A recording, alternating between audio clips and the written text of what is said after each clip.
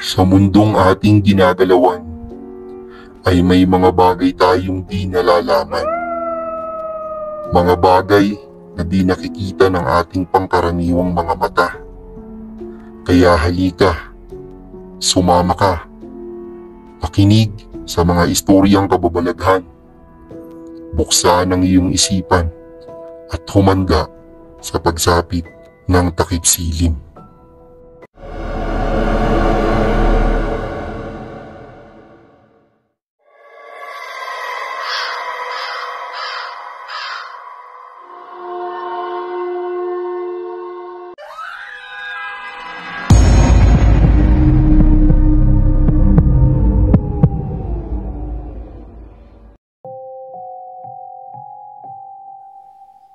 Magandang araw sa inyong lahat. Madalas ka bang umakyat ng puno o maglaro sa mga ito? Tunghayan ang ating kwentong katatakutan ngayong araw na ito na pinamagatang Mahiwagang Puno. At sabay-sabay tayong maghanda sa pagpasok ng takip silim. Magsisimula ang ating kwento sa isang batang lalaking nagngangalang JP.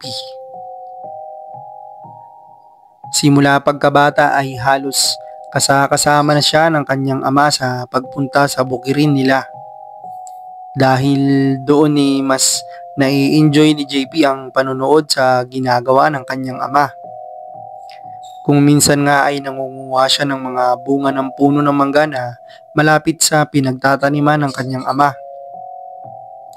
Kung minsan naman ay mga bayabas.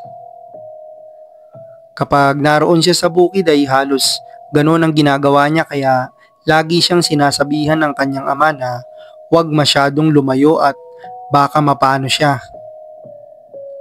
Kaya di siya masyado naglalalayo dahil baka nga naman bigla siyang matuklaw ng mga ahas o di naman kaya madisgrasya siya tapos di na siya makita ng tatay niya. Lumipas ang ilang taon at nasa edad 15 na si JP noon. Nagpaalam siya sa tatay niya na mangunguha muna ng mangga. Kakauwi lang niya noon sa eskwela at humabol na lang siya sa ama sa bukid. Sakto naman at dadalhan niya rin ng ama ng tanghalian kaya makakapunta din siya sa bukid. Tay, kuha lang ako ng mangga ha. Gusto mo rin ba? Ay, wag na nak, okay na ako dito sa tanghalian na dala mo. Salamat anak, tugon ng ama ni JP. Sige po, punta na po ako sa manggahan. Sabi naman nito. Sige nak, mag-ingat ka ha. Di ka ba sasabay sa akin sa pagkain? Tanong ng ama. Maya-maya ho itay, kukuha muna ako ng mangga para may panghimagas ako. Sabi ni JP sa ama, okay. Sige anak, ikaw talagang bata ka. Sambit naman ito sa kanya. Nakarating na nga si JP dun sa puno. Pagdating pa lang ay nakita na niya agad ang tumpok-tumpok na mga mangga kaya agad siyang gumayak paakyat. Kuha dito, kuha doon. Halos mapupuno na niya ang bitbit niyang maliit na plastik nang may sumigaw sa di kalayuan. JP! Kuha mo rin ako ha. Paglingon ni JP ay nakita niya ang kanyang tiyuhin na si Mang Ed.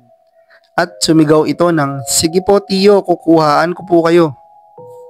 Hindi po ba kayo sasabay sa amin sa pagkain ng tanghalian ni Itay? Tanong ni JP sa kanyang tiyo. Ay, hindi na anak at doon na ako kakain sa bahay at may aasikasuhin din kasi ako sa barangay. Kaya doon ako sa bahay manananghalian. Salamat sa alok, anak. Tugon ni Mang Ed. Ay sige ho, ganun po ba? Bababa na po ako. At iniabot na ni JP ang mga mangga sa tito niya at nagpasalamat ito at umalis na rin agad. Dali-dali namang tumakbo si JP papunta sa itay niya.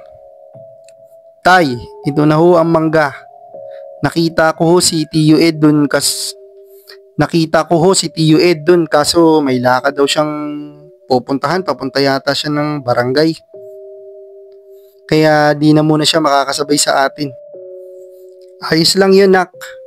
Baka tungkol yun sa ibibigay na pataba ni Mayor sa mga magsasaka. Sagot ng kanyang itay. Ah, yun po pala yun. Sige po, kakain na po ako. Tugon naman ni JP. Sige na, kumain ka na muna at ako iiglip muna ha. Kumain ka ng kumain dyan. Matapos kumain ay umidlip rin muna si JP katabi ng kanyang itay at sa kalagitnaan ng kanyang pag-iglip ay may narinig siyang maliliit na tunog.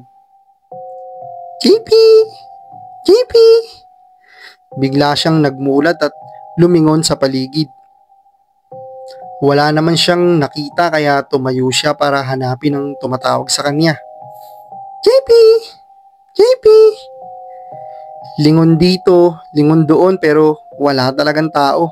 Kaya napatanong si JP kung sino kaya yun. Biglang may nagsalita ulit.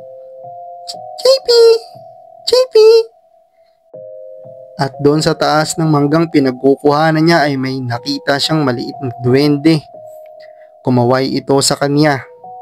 Natatakot man sa nakikita ay kumaway na rin siya. Agad siyang umakyat ng puno para tingnan ito ng malapitan. Duwende nga. Ngumiti ang duwende sa kanya at sinabing, matagal na kitang binabantayan at sinusubaybayan. Gusto ko sana makipaglaro sa iyo pero hindi ko magawa kasi may masasamang nilalang dito sa lugar na tinitirhan ko. Kaya hindi ko magawang makalapit sa iyo. Nagkwentuhan ng dalawa habang nasa taas ng puno at sinabi ng duwende na ipangako ni JP na huwag niyang ikukwento ang tungkol sa kanya. Kasi baka pag nalaman ng mga tao ay gambalain siya o baka sirain pa ang punong tinitirhan niya. Sige, pangako yan, sagot naman ni JP. Tuwing pupunta si JP sa bukid ay dun siya natambay sa puno at nakikipagkwentuhan sa kaibigan niyang duwende. Isang beses, habang siya'y naglalaro sa bukid ay di niya sinasadyang tamaan ng kahoy na hawak niya ang isang umbok ng lupa. Natanggalan ito ng kapirasong parte at di na niya ito pinansin. Hapon na nun, pauwi na sila ng bahay nila nang biglang bumigat ang pakiramdam ni JP. Para siyang lalagnatin at tila ay mukhang mahihimatay pa. Tinanong naman ang kanyang nanay sa tatay niya kung ano ang nangyari kay JP. At sabi naman ng tatay niya na hindi rin niya alam. Basta naglalaro lang ito at nung umuwi na sila ay bigla na lang sinama. Matapos nun ay naggayak ang pamilya papunta kay Kapepe, isang sikat na albularyo sa kanilang lugar. Agad naman siyang pinaupo at tinawas nito. At mula sa tawas ay sinabi ng albularyo na may nagambala siyang isang nilalang, duwending itim. At biglang naalala ni JP ang nangyari kanina na baka di kaya punso ang tinamaan niya kanina at di lang basta umbok ng lupa. At pumasok pa sa isip niya ang sinabi ng kanyang kaibigang duwende na may masama daw na nilalang doon. Marahil yun ang itim na duwende na nanakit sa kanya. Kaya matapos nun ay nag-alay ng isang manok ang albularyo para ihingi ng tawad ang bata at bumulong-bulong. At maya-maya ay nawala ang sakit na nararamdaman ni JP. Gabi na nun, di na nakapunta si JP sa ama niya dahil marami silang ginawang activities sa school. Kaya inabot na siya ng hapon. Pauwi na ang kanyang itay nung mga oras na yon kaya sabi ng inay niya na salubungin na niya ito at tulungan. At habang siya'y naglalakad ay iniwasan na niyang muli ang punso. At baka madali na naman niya. Biglang naisip niyang daanan muna ang kaibigan niyang duwende sa puno ngunit kahit anong tawag niya dito ay hindi ito lumalabas. Kaya nagtaka siya. At nang sa di kalayuan ay may natanaw siyang isang itim na anino na nasa itaas ng puno. Biglang kinilabutan si JP dahil mukhang hindi ito tao. Kaya dahan-dahan ay naglakad siya, ngunit nang biglang pumasok sa isip niya na lingunin ito ay nakita niya itong nakangiti sa kanya at papalapit sa kanya. Kaya bigla siyang napatakbo ng sobrang bilis. Pula ang mga mata nito, itim na anino na may ngiting nakapangingilabot. Biglang nagtayuan ang balahibo ni JP sa takot at naisip niya na baka hindi ang duwending itim na tinutukoy ng albularyo at ng kaibigan niya ang masamang nilalang doon.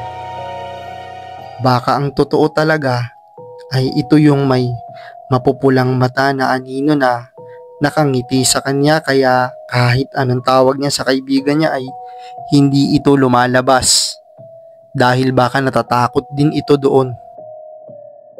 Ganon na lamang ang takot niya, kaya walang lingon-likod siyang tumakbo hanggang makarating ng bahay nila, at mula noon ay di na siya gumagawi pa doon kapag hapon dahil baka muli niya itong makita. Ikaw, nakaranas ka rin ba ng ganito? May mga malalaking puno din ba sa inyo? Ingat ka. Baka may itim na aninong pula ang mata na nakatira dyan. Abangan ang susunod na kwento dito pa rin sa ating YouTube channel. Please like and subscribe at humanda sa pagpasok ng susunod na takip siling.